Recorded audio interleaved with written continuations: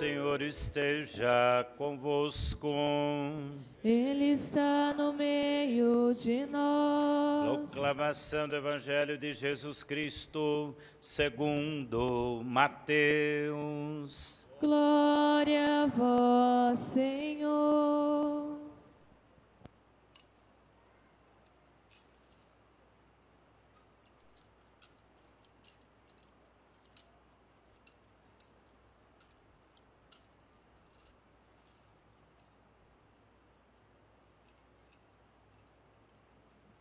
Depois que os magos partiram, o anjo do Senhor apareceu em sonho a José e lhe disse: levanta-te, pega o menino e sua mãe e foge para o Egito. Fique lá até que eu te avise, porque Herodes vai procurar o menino para matá-lo. José levantou-se de noite, pegou o menino e sua mãe e partiu para o Egito. Ali ficou até a morte de Herodes, para se cumprir o que o Senhor havia dito pelo profeta: do Egito chamei o meu filho. Quando Herodes morreu, o anjo do Senhor apareceu em sonho a José no Egito. Ele disse: levanta-te, pega o menino e sua mãe e volta para a terra de Israel, pois aqueles que procuravam matar o menino já estão mortos. José levantou-se, pegou o menino e sua mãe e entrou na terra de Israel. Mas quando soube que Arquelau reinava na Judéia, no lugar de seu pai Herodes, teve medo de ir para lá. Por isso, depois de receber um aviso em sonho, José retirou-se para a região da Galiléia e foi morar numa cidade chamada Nazaré. Isso aconteceu para se cumprir o que foi dito pelos profetas: ele será chamado Nazareno. Palavra da salvação. Ó Senhor. Podemos sentar.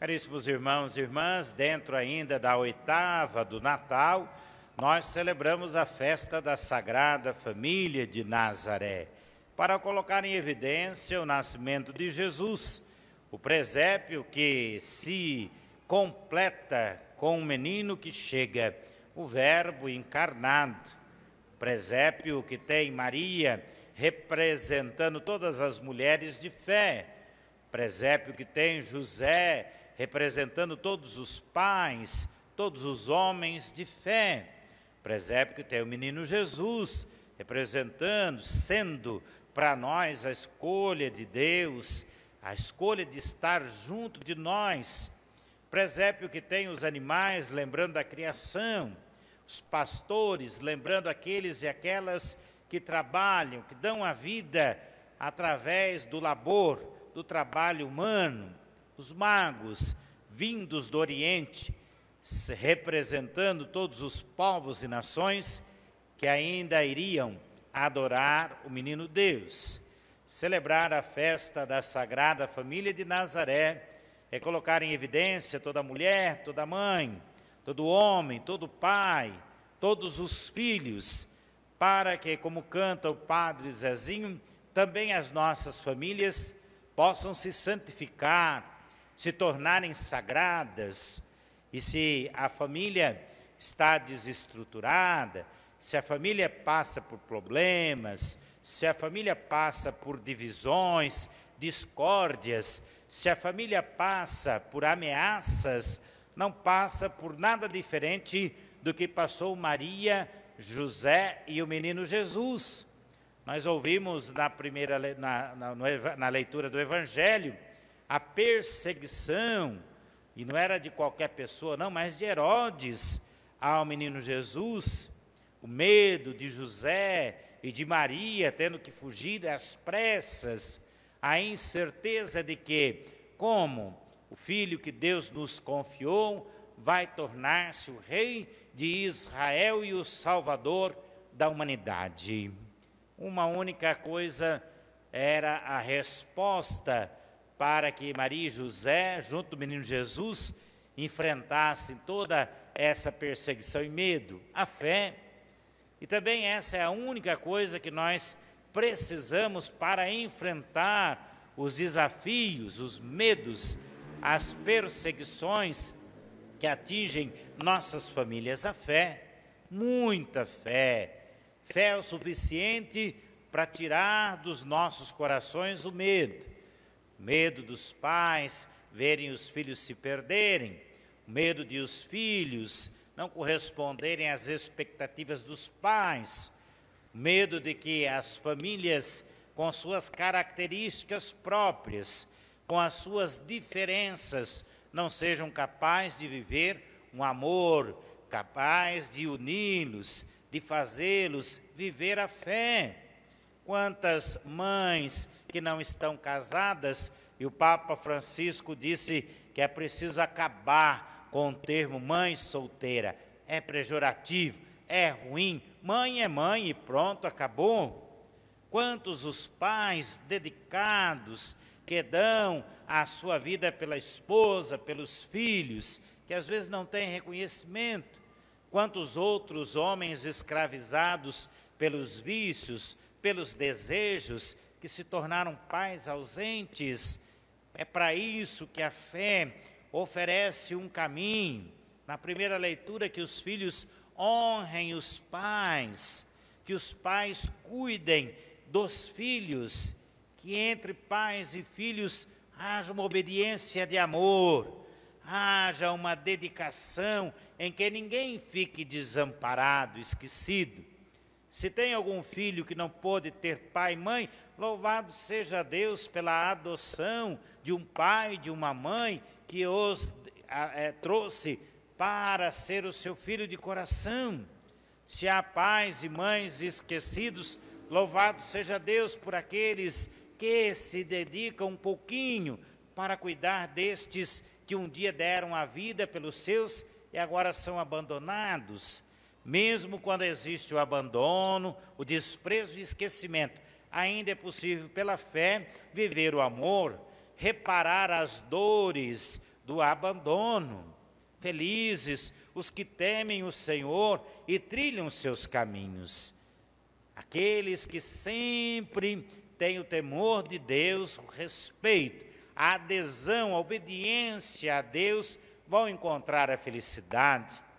Vão fazer com que a família seja expressão da graça de Deus, o trabalho fecundo que sustenta com o pão de cada dia e faz os sonhos se concretizarem, a esposa verdadeira que se doa na casa e gera os filhos, o esposo, o homem abençoado, que desde Sião é escolhido para estar à frente da família, para colocar dentro de casa o pão de cada dia, para apoiar e ajudar as mais importantes decisões. E se nós temos algumas dúvidas, Paulo ainda vai esclarecer muito bem. A obediência da família, da esposa para com a esposa, é a mesma da igreja para com Cristo. Se a igreja deve ser submissa, solícita, fazer tudo o que Cristo pede, Cristo santifica a igreja. Se as mulheres fazem o que precisa para o lar, para o esposo, e ainda trabalham fora, nada menos importante do que os homens santificar as suas esposas. A submissão só é legítima se ela tem a reciprocidade da santificação. A igreja não é escrava de Cristo, nós não somos escravos de Cristo, nós somos irmãos de Cristo, herdeiros de Cristo. Entre Cristo e a igreja e Cristo, existe uma relação de fidelidade, de entrega, de sacrifício. Na alegria e na tristeza, na saúde e na doença, todos os dias da vida, nós rezamos no dia do sacramento do matrimônio. E um sacrifício perpétuo de Cristo na cruz, que se entrega ao Pai para os nossos perdão, para a remissão de nossos pecados, o perdão de nossos pecados. O Cristo que se entrega por nós como prova de amor. Então vamos deixar que Deus tire o medo da nossa vida, as travas, os entreveiros, os pré-juízos, preconceitos. E como a nossa família está hoje, seja a expressão da família de Nazaré, seja a expressão de uma fé verdadeira, maior do que qualquer problema. E como a nossa família está hoje, a minha, a sua, que ela seja a expressão do amor. Quem aqui tem família, levanta a mão. Caprichado agora, quem aqui tem problema na família, levanta a mão. Todo mundo precisa de fé e de amor para viver em família, para resolver os problemas. Então, celebrar a festa da Sagrada Família é renovar a nossa fé na família, é pedir a intercessão da Sagrada Família de Nazaré para santificar as nossas famílias, é reconhecer a necessidade do amor para a nossa santificação. Por isso que hoje nós unimos essas três coisas bonitas. A primeira delas, o Santo Terço. Quantas e quantas famílias são sustentadas, protegidas pela força da oração do terço. Quando nós cantamos o refrão da música do Terço dos Homens, tinha um pedacinho que dizia com o terço nas mãos. E é assim que o terço, durante tantos e tantos anos, é um dos principais alimentos da vida de oração. Às vezes na família é só um que reza, que ótimo, mas que ele continue rezando, até que todos possam rezar. Então a oração do terço, a oração para a família, a oração dos leigos e leigas, a oração daqueles e daquelas que não desistem nunca de interceder uns pelos outros, como fez Maria. Depois, na liturgia, a festa da Sagrada Família, como eu disse, a importância de colocar em evidência a Sagrada Família de Nazaré, para que também a fé santifique, torne sagrada as nossas famílias. E o terceiro está relacionado à nossa vida, à nossa história, os 15 anos da nossa paróquia, que não apareceram do nada. Antes dos 15 anos da instalação da paróquia, existiram tantos e tantos outros anos de dedicação, de quando esta comunidade ainda era uma capelinha, ainda se rezava nas casas, na maioria das vezes não tinha a missa, então era o terço. Quando tinha a missa, era tudo improvisado, com muita humildade. Quantos e quantos deram o seu sim para que a gente pudesse estar aqui hoje, neste templo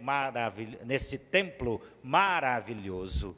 Quantos pais, quantas mães rezaram, correram atrás, trabalharam, a ponto de que o trabalho daqueles que vieram antes da paróquia chamaram a atenção do padre Arlindo, de outros padres, e depois do bispo. Olha, ali tem uma comunidade boa, ali tem uma comunidade de fé, ali tem uma família de fé, é preciso fazer lá uma paróquia. E aqui na diocese a gente começa com a preparação, quase paróquia, e então depois da caminhada ela é erigida paróquia e é instalada a paróquia. Depois que tornou-se paróquia, quantos e quantos outros continuaram dando o seu sim, trabalhando, rezando, evangelizando. Então hoje nós somos um misto da colheita e da semeadura. Da colheita porque os frutos estão todos aqui, diante dos nossos olhos e também no trabalho de todas as pastorais.